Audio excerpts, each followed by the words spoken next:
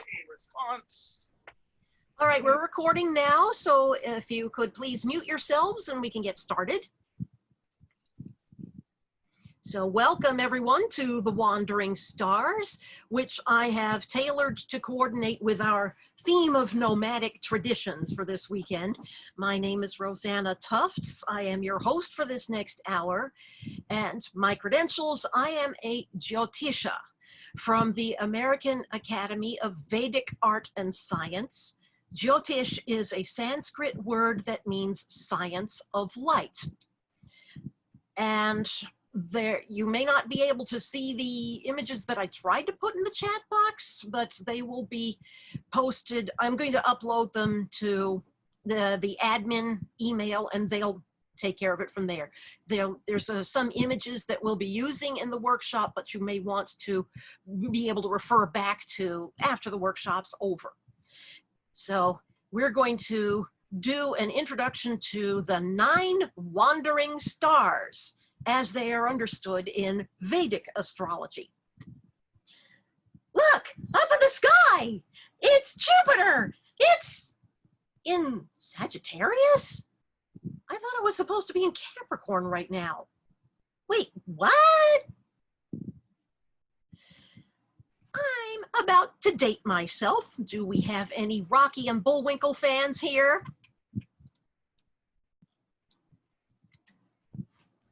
Where are we going in the Wayback Machine today, Mr. Peabody? Well, Sherman, we're going back to when the science we now call astrology got started.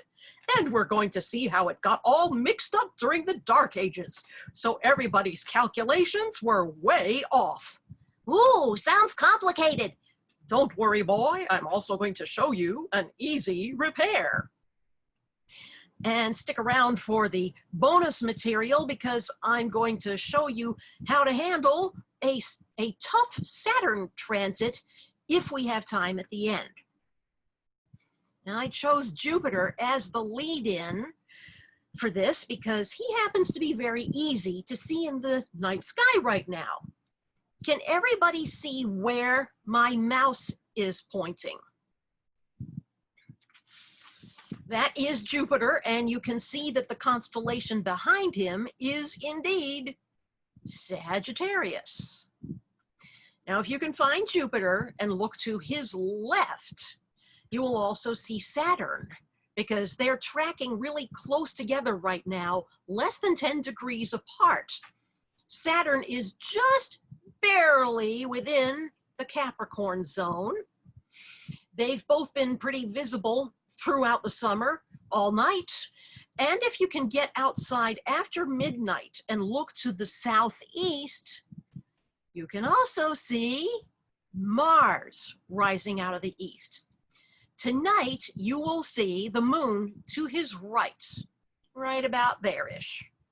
These are 4 of the 9 wandering stars. Nowadays, of course, we call them planets. But back when humanity consisted of hunter-gatherer tribes, it took a while for them to think of them as planets. Rather, they appeared to them to be a special class of stars, because out of all the thousands of stars that they could see, only 5 of them, along with the sun and the moon, don't stay in one place. They move around, just like humans do. Well, isn't that strange? I wonder why that is. Now, imagine yourself as part of a hunter-gatherer tribe. You're wandering over the plains and mountains and through the woods in search of food, taking shelter in caves when you can, and sometimes you encounter other tribes who are doing the same thing. For everyone's protection from either enemies or critters, the leader of your tribe is going to have to designate 2 people, chosen on a rotating basis, to stay awake throughout the night to watch for any danger while everybody else sleeps. One of them would take first watch after sunset. Halfway through the night, the other would take over until dawn. Now, presuming it's an uneventful night and nothing happens that you need to warn the tribe about, how are you going to stay alert? What have you got that you can look at. Whoa, there's tons of interesting stuff going on up there. This massive dome that's much bigger than this little place we range over. The dome that slowly turns throughout the night, all turning on this one star high up that never moves. It's like a world unto itself, and we are a world within a world. And what is this big thing that stretches across the entire sky that looks like a cloud, but isn't? Is it a tree? Is it a giant boat? Is it the domain of gods? Is it where our ancestors go after they die? We call it the Milky Way now, but it's been known by other names such as the World Tree or the Tree of Life in the Garden of Eden. Of course, as you're looking at this, it is easy to track the moon from one night to the next. She's in a different part of the sky every night. She moves 12 1/3 degrees every day, and each of those sectors is one of 27 lunar mansions. And I teach a whole separate class just on lunar mansions. Our ancestors noticed how she would appear larger or smaller depending on how close to or far away from the sun she is, and how predictable that is. And even when she was close to the sun, how you can still see the shadow side of her. So they correctly guessed that the moon's light was a reflection of the sun's light hitting her. And if your tribe happened to live at the edge of the sea, it wouldn't take long for you to observe how the tides are much higher at the new and full moons, but they hardly rise or fall at all when the moon is only half. And God's help you if you try to go sailing at the wrong time. Isn't that odd? What is going on with this cosmic dance between the day star and the moon, and how it affects us? Now, imagine that you are taking first watch at the dark of the moon, so there's no moon for you to look at. Hey, wait a minute. That red star? Wasn't it over there a few nights ago? Come to think of it, this really bright star, the one that's brighter than anything else right now, wasn't it here about a month ago? Well, when your relief comes to take over at midnight, you think you might say something to him, whether he's noticed this too, just to confirm you're not crazy. Eventually, you and your buddy might decide to stay up all night together to compare your observations. If it's the right time of year, sooner or later you'll come across a third star, a yellow one that does the same thing, only much more slowly. You have to track it over years to see what it's doing. Every other star in the heavens are in a fixed relationship to each other, but not these three. They wander like the moon does. Even more curious, they track along the same path through the sky that the moon does, through star clusters of the ram, the bull, the twins, the crab, the lion, and so on until they get to the fish and start all over again. Weirder still, sometimes they even stop where they are in the sky and turn around, so instead of going right to left, they go left to right, as if retracing their steps along the trail part way. The moon never does that, nor does the sun. Why do these? Are they trying to tell us that we too need to go back somewhere that we've been before? Come to think of it, there's these two other stars that always track with the sun, never very far away from it. they wander too, and they go back and forth. Sometimes we only see them just after sunset, and then they start tracking backward toward the sun, and we don't see them for a couple of weeks. Next thing you know, they're back, but now they're on the other side, and we see them just before dawn. Smaller one does this 3 times over a year. The larger does it only every year and a half. And most of the time, that larger one looks like a waxing moon. We don't see it as perfectly round. Not to mention, out of all the thousands of stars that are up there, only these 5 don't twinkle. Maybe they don't have light of their own, but they reflect the light of the sun like the moon does? Hey, maybe they're the children of the sun and the moon. And they're a tribe too, just like us.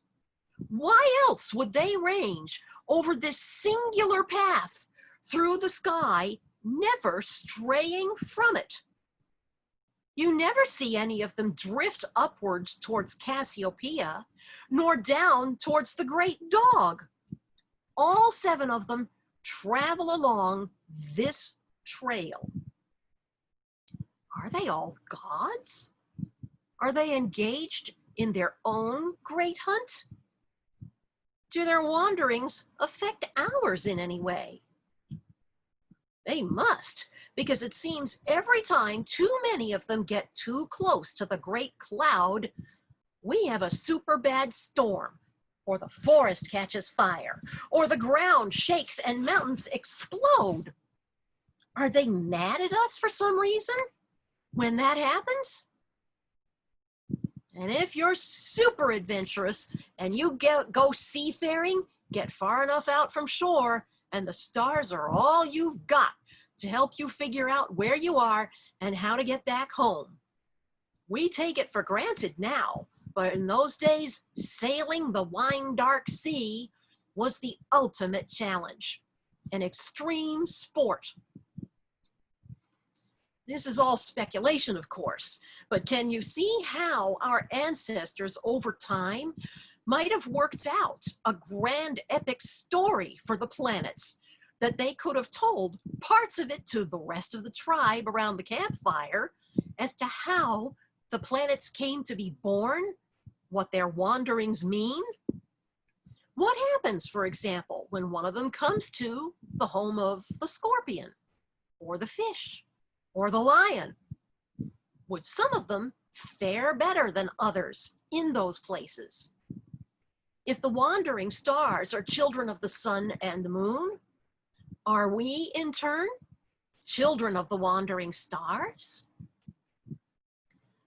This kind of musing is where you get the story of Odin hanging himself from the world's tree for 9 nights to learn the secrets of the universe. The world's tree is the part of the Milky Way that crosses the constellation of Sagittarius, which just happens to point the way to the supermassive black hole at the center of the galaxy. Enormously intense gamma rays coming out of there, which would fry us if we weren't protected by the heliosphere. Now, how could our ancestors have known or intuited that this part of the sky was a place of incredible power, of destruction and creation? A combination of empirical observation and shamanic journeying, I suppose, back when those two still walked hand in hand.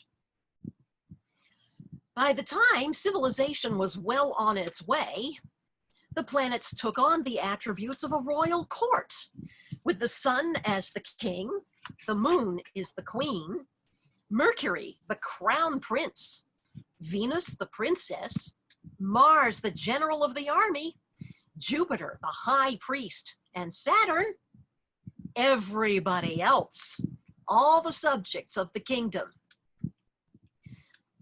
At the height of the classical world, Astrology advanced to become a very sophisticated mathematical science, all written down to help kings, queens, generals, and priests make important decisions.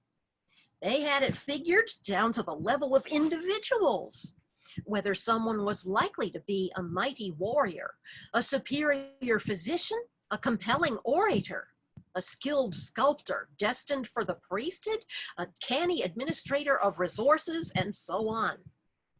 Hindu civilization regarded the planets as incarnations of Vishnu, and they even cracked the code of the most mysterious phenomenon of all: eclipses. Why they happen, what they mean, how to predict when they'll happen, even if they're not going to happen over your town, and where those shadow points in space are, even though you can't see them most of the time. The Hindu sages considered eclipses to be 2 extra planets in their own right, as powerful as the other 7, making 9 at all. Grahas, they call them, because they grab us and attach us to our karmas. The eclipses even have their own creation story involving Vishnu cutting off the head of a demon, but the demon had already become immortal. So his head and body wander the heavens forevermore, waiting to swallow up the sun and the moon. I teach a whole other class just on eclipses, and our moon ceremonies that we'll be having on November 30th and December 14th. You'll want to tune in for those because they'll be eclipse rituals. The time between November and January is going to be extremely dangerous because we're not going to know who won the election. And then the science itself was eclipsed. Raise your hand if you're still bummed out about the burning of the Great Library of Alexandria, the repository of all the knowledge of the known world, gone. Actually, it had been deteriorating for a couple of hundred years as the Roman Empire declined, but its final destruction happened in the year of their Lord, 391. Now, I realize this is a gross oversimplification, but for the next 1,000 years, as the nasty, brutish, and short lives of Europeans reverted to pre-literate levels, nobody dared to look to the stars because heresy was punishable by burning at the stake. Until the period we now call the Renaissance, so called because the powerful nobles of Europe started trying to reconstruct what they had lost. It started in Italy first, then spread to France and England, and finally to the rest of Europe. One of the things they brought with them back from the Islamic world, where at least some of the knowledge had been preserved, were the old tablets of planetary positions, called an ephemeris. But when they applied math to these to carry them forward to the present day, something very strange happened. You see, back in the day, the Greek mathematician Ptolemy calculated the vernal equinox to coincide with the start of Aries, 0 degrees, just as the sun crosses the equator going north. From there, he marked off the rest of the path of the wandering stars in 30-degree sectors, each encompassing one zodiac sign, coming around to Taurus, Gemini, Cancer, and so on. This alignment worked perfectly at the time, but now, if you look at the intersection with the equinox and count forward 30 degrees to where Aries is supposed to be, what constellation do you actually see there? Pisces. Where's Aries? It's where Taurus is supposed to be, according to the tables. And Taurus is where Gemini is supposed to be. Gemini is where Cancer is supposed to be, and so on, all the way around until you come back to Aquarius in the theoretical Pisces zone. Huh? How did this get so far out of whack?